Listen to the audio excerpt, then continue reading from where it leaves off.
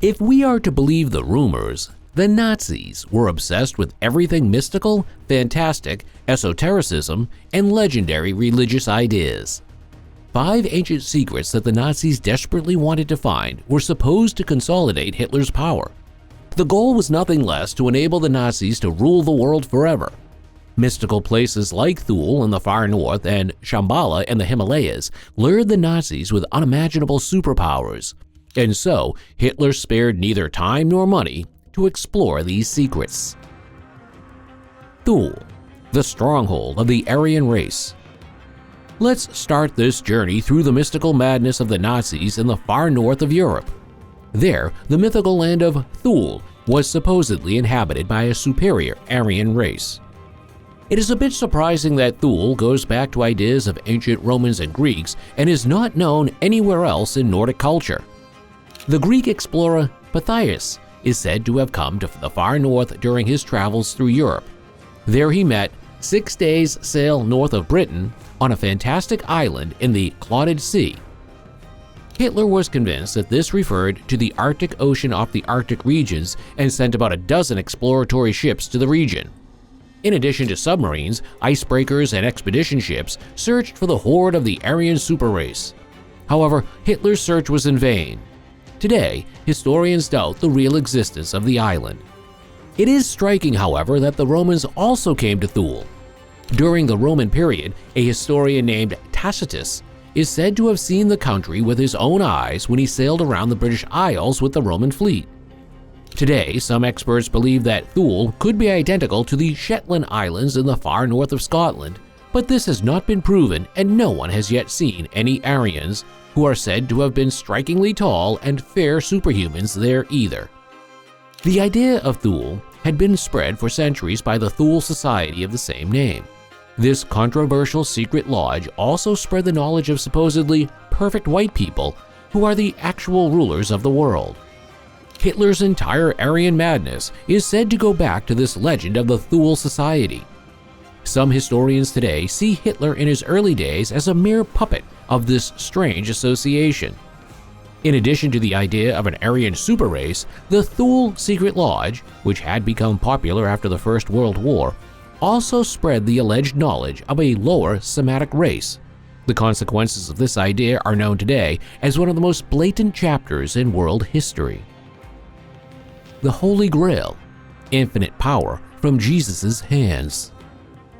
So the search for the horde of the Aryans was in vain, and Hitler met with just as much failure when he sent thousands of men to search for the legendary Holy Grail. This mythical chalice, with which Jesus is said to have shared wine with his disciples at the Last Supper, was far more than just any old drinking cup in the eyes of the Nazis. Heinrich Himmler and other high-ranking Nazis believed legends that the Grail, which passed through Jesus' hands and was filled with his blood after his death, had supernatural powers. Legends of the Crusaders and some secret societies and lodges from the Middle Ages associate the Grail with eternal youth and infinite power. Today, scientists are more likely to believe that the mysteries surrounding the Grail were adopted from Celtic culture or simply invented by the Crusaders. The Grail is not mentioned anywhere in the Bible, and the legend is also unknown in early Christianity. Hitler spent a fortune searching for this legend.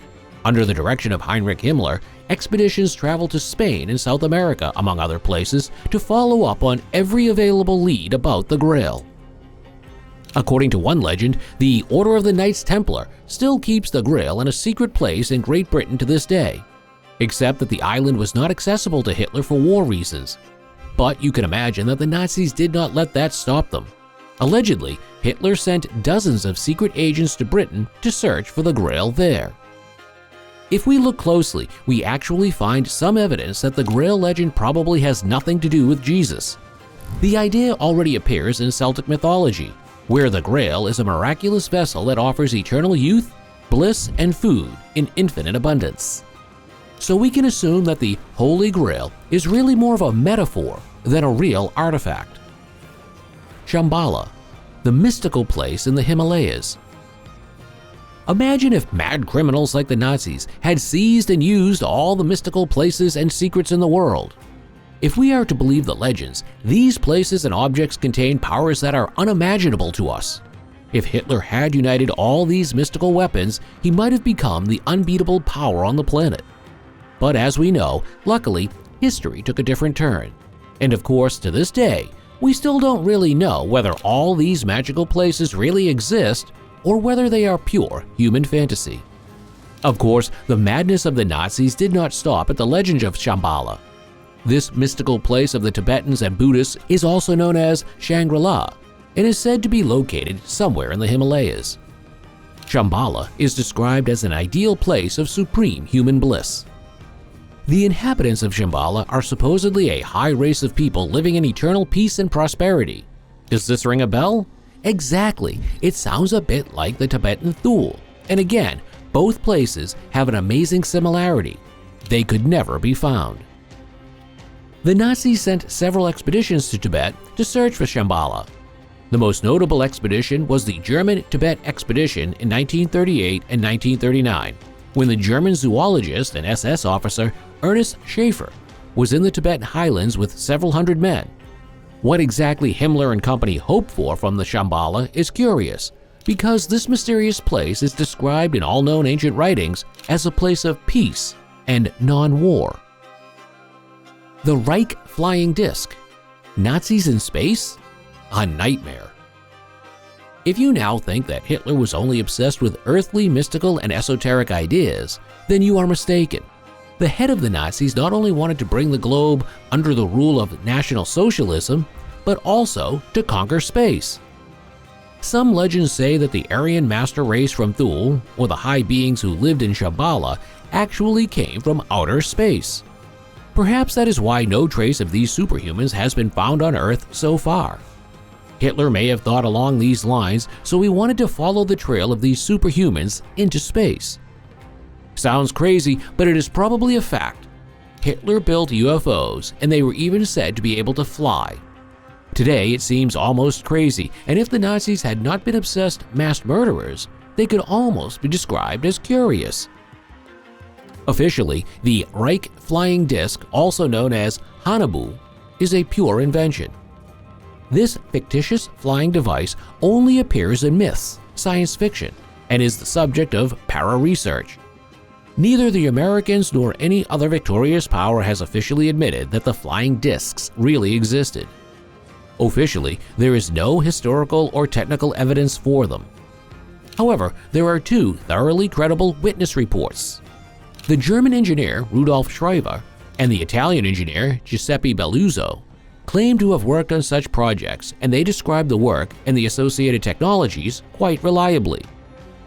The Reich Flugscheibe is said to have been a saucer-shaped flying device that was operated by manipulating gravity fields. Surprisingly, we find exactly the same shape and type of propulsion in the reports of US-American whistleblowers who allegedly worked on real saucers there. Rudolf Schreiber and Giuseppe Belluzzo described the work on the flying objects under the names Haunebu, RFZ Round Aircraft, Project Fireball, and Andromeda Device. The Haunebu 1, 2, and 3 models allegedly reached flight maturity. It is not known whether the Nazis also flew them into space. The Haunebus are said to have reached astonishing heights within the Earth's atmosphere, and allegedly some of the highest-ranking Nazis fled to South America in no time at all in flying saucers after the fall of the regime. The Ark of the Covenant, the infinite wisdom of God. Who does not know the story of the Nazis and the Ark of the Covenant?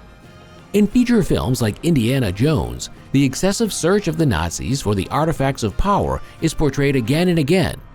And this search existed not only in the movies, but also in real life.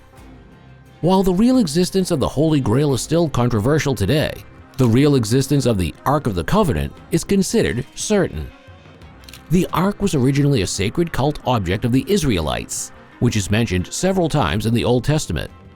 Moses received the Ten Commandments directly from God, carved them on heavy stone slabs, and these sacred original writings were later kept in a box that the people of Israel constantly carried around with them. Officially, the Ark of the Covenant is considered lost even in Judaism. The last known whereabouts were in Jerusalem, and then the traces of the Ark were lost in the turmoil of the numerous conflicts surrounding the Holy City. However, the Nazis believed legends that the Ark of the Covenant was hidden somewhere by secret societies, and of course, they went in search of it. After all, the Ark of the Covenant is said to give its possessor nothing less than divine powers and invincible might. The Nazis were probably the most meticulous in pursuing this temptation. They searched obsessively for the Ark of the Covenant in various parts of the world, and again, they were unsuccessful. Tracks led to South America, others to Great Britain, Arabia, or Asia, but there was no real trace of the Ark. The crazy search for the Ark of the Covenant is said to have continued until the last days of the war.